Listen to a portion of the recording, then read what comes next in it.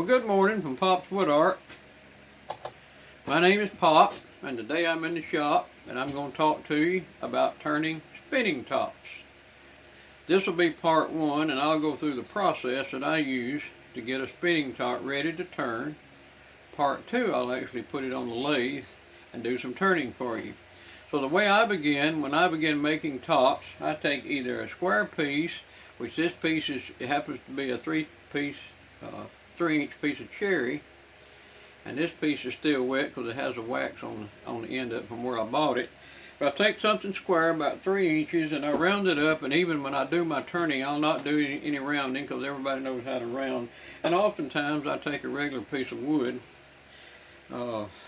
Bradford pear preferably, or red tip, according to whether or not I want to put liming wax, white embellishment, or colored embellishment on it, and we'll go through that in a little bit in a minute. This piece here is a little small, cracked on the ends, but you can cut that off and turn it down. And when it's wet like this, I usually about 2/3 of the way turn it down around and put it in the microwave and reduce the power and put it in there 3 or 4 minutes, 3 or 4 times, and by then it'll do about 12-14%, which is good to turn. Never had any problem after that. So that's how I begin, and then from there I put a tenon on it, back on the lathe, put a tenon, and I'll drill a hole in it, a 1/2 inch. And this is a 1/2 inch hole, and this piece is almost ready to turn. Now I put this in the microwave yesterday, and you see the CA glue. There was a couple little knots there that had just a little split on it, and so I put thin CA in it. This will turn fine, it won't be any problem. But this one's already drilled out, ready to put down right, turn down right to the right size, and these are the right size. When I get it turned down, these are about 2 inches.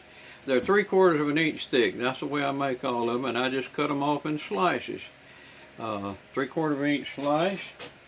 Then I'll take my dowel rod. These are 1/2 inch dowel rods, and I'll talk about them in just a minute. I put it through about a 1/2 inch. Mark the center on the end, put it in the lathe, and I'll show you the chuck in a minute. Put it in pin jaws.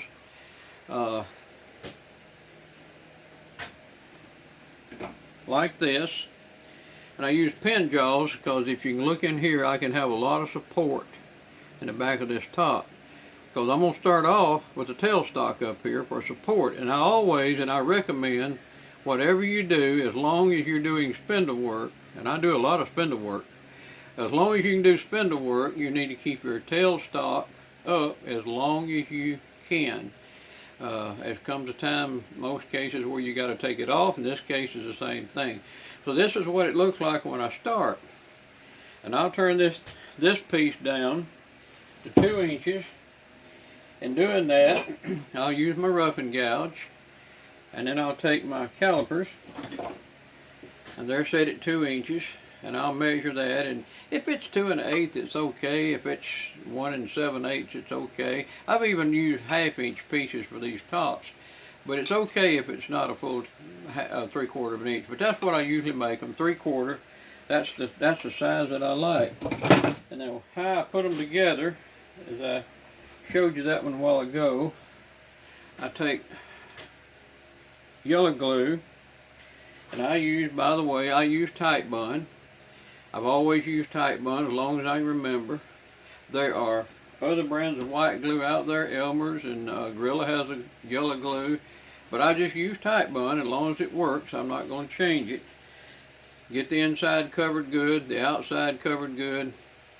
Put it together, put it out about a 1/2 inch or so, and lay it aside, and I won't pick this piece up till the next day at least. I don't have to do it the next day, but I usually pick it up the next day and turn the top out of it. Now, if you use Titebond translucent glue, you can put it together this morning, and by the afternoon, it can be ready to turn. And I have done that as well. So that's how I start, and that's the process I use for making my tops. Now, let's talk a little bit about the top itself, how it's going to finish out. This is the way my finished tops look. I think the handle needs to be about 1/4 of an inch, about 1 inch tall at the most, something like this. And if you look at all mine, I don't measure my handles. I don't mic them or put a caliper on them. I just look at them and I can tell about when they get to where I need to be. Now the reason I make this 2 inches or less, or try to, and make the handle small is because we're making these for children. And spinning this top, the spinning of the top itself requires some torque to make it spin.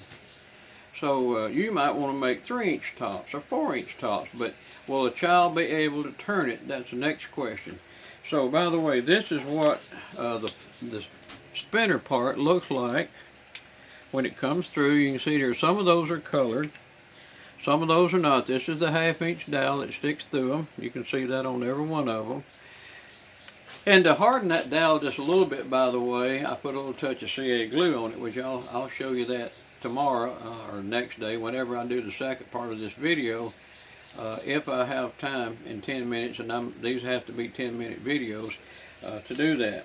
So to do this, first of all, to do this embellishment, I use 2 different tools. I use the Wagner, but I think this is a 3/8 inch, maybe close to a 1/2 inch tip on it. And I use the Mini Sorby embellishing tool or texturing tool. And I get great luck and great results out of that. I will tell you this, it's harder to get the embellishment. Let me find these tops again. It's harder to get the embellishment on the inside of this top than it is on the outside because you don't have a lot of room to work.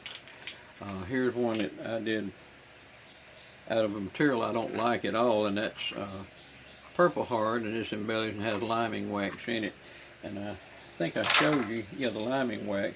I just put it on with my finger and rub it in good, and take that paper towel with the Howard's feeding wax and lay it on 300 or 400 RPMs and wipe it off. I'll let that sit just a little while, a few minutes, and then I'll put some CA glue over it to seal it. So I hope I'm not forgetting anything. Oh yeah, the coloring, and let me mention that the coloring that I do, I use 2 things. These bags are nasty because they stay out here in the shop. I use just assortment of Sharpie markers that I bought in a pack, and they work well. And I also use some Tombow. These are Tombow. I'm not advertising them, but they do well. They have 2 points on them. They have a very sharp point if you want to get into a fine area of your top. And I'll show you that if I can get these open.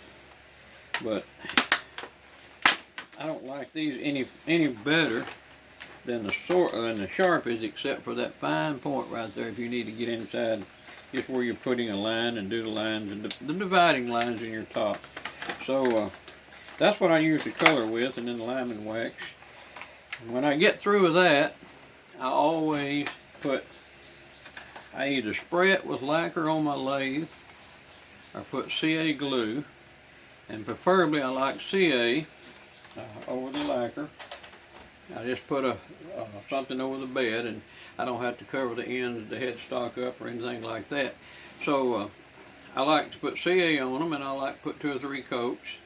And most of the time I'll take them in the house to my finishing desk, and doing so, as I add some wipe-on poly to some other pieces, I'll put a coat of that on there too, but just make them a little harder and make them last a little longer. So that's the way I do mine.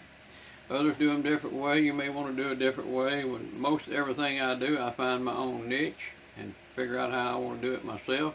And when I do that, that's the way I do it. So thank you for watching. I hope you did watch. Hope you enjoyed it. Hope you got something out of it. And hope you stay tuned for part 2 to actually how I turn the tops. Thank you.